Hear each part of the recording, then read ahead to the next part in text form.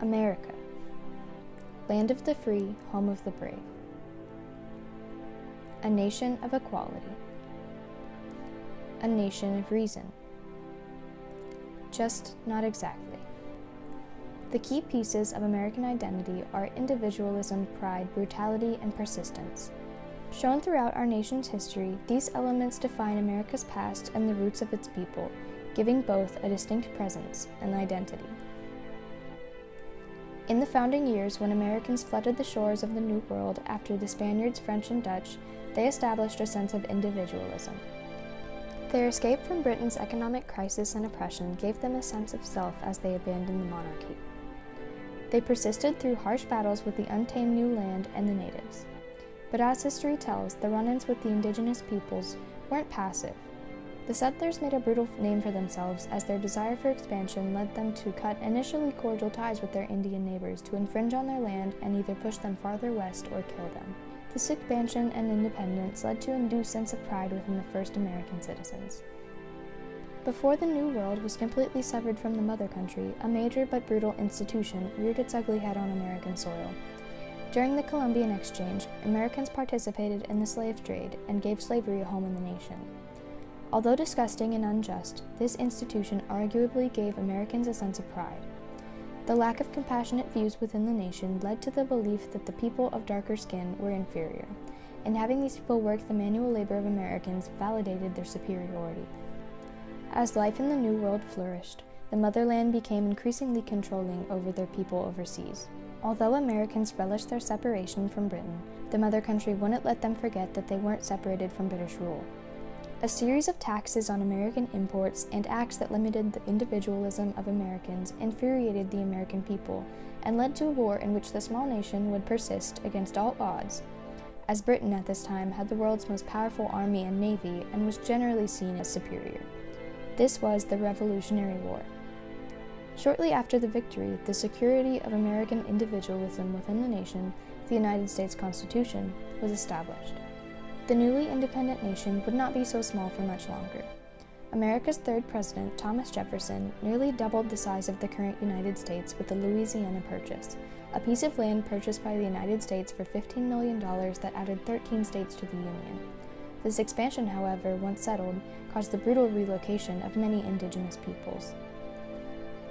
The Missouri Compromise was an attempt to prevent conflicts over the moral issue of slavery and persist as a unified people, but the attempted balance fell upon deaf ears, as would many others in upcoming years. With the arrival of factory systems, infrastructure, and manufacturing in America, individualism boomed. The nation could now mass-produce products that used to come from only the former mother country. This small victory gave Americans great pride in their advancements. Slavery flourished in southern states where industrialization was minimal to non-existent and cotton was a cash crop.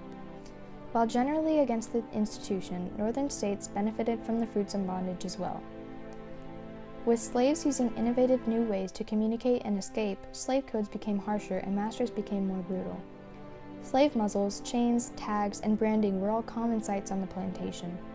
These humiliating, almost torturous endeavors were masters' way of punishing or degrading their human property. Key to the growing disunion within the United States was the issue of slavery. The Missouri Compromise, the Wilmot Proviso, the establishment of the Free Soil Party, the Compromise of 1850, and the Kansas-Nebraska Act all delayed addressing the tensions until 4 pro-slavery states persisted in what they thought was right and left the Union. While abandoning the common view of the United States as being internally united, this action proved the individualism Southerners possessed, as they would not allow their beliefs to be smothered. The secession of those states marked the beginning of a brutal internal conflict, the Civil War.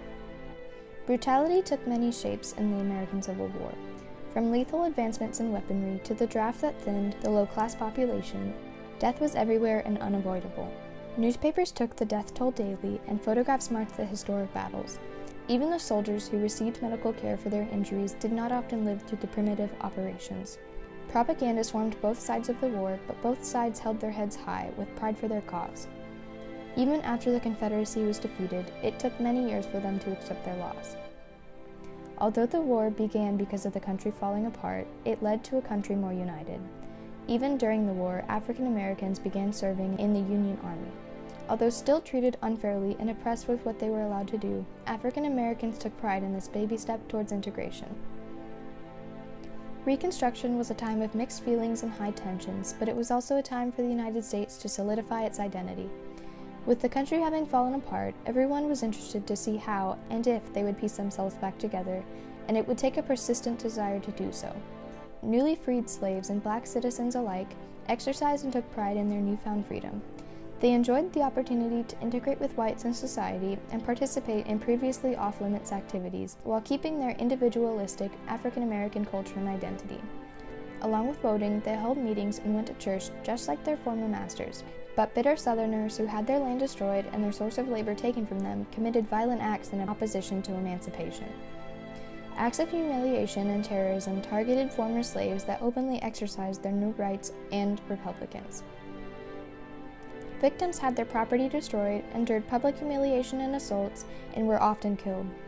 These crimes, occurring in broad daylight, were committed by prominent people of Southern life, such as preachers and politicians, making the end of the Reign of Terror seem even more impossible.